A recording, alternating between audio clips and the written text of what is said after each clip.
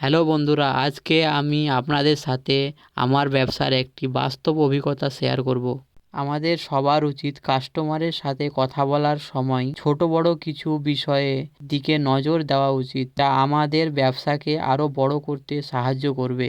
যেমন আজকে আমি এসেছিলাম দেওতলার এইদিকে বড়ি ডেলিভারি দিতে। আমি একটা বিষয় লক্ষ্য করেছি, আমরা যখন কোনো দোকানে যাই সেখানে সাধারণত দুই ধরনের লোক থাকে, কেউ বয়সে বড় আবার কেউ সমবয়সী।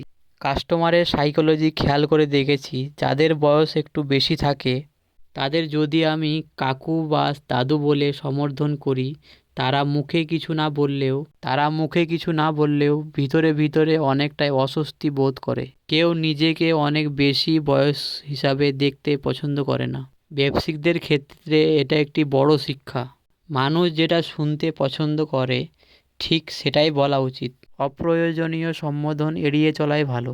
আপনি সুন্দর এবং পেশাদারভাবে কথা বললে কাস্টমার আপনার উপরে বেশি ভরসা করবে। সঠিক ব্যবহার আপনার ব্যবসার প্রতি আকর্ষণ বাড়িয়ে দেয়। তাই আপনি যেখানে আপনার জিনিস বিক্রি করতে যান, সবসময় কাস্টমারের মানসিকতা বুঝে কথা বলুন। এতে আপনার ব্যবসার পথ অনেক সোজা হবে।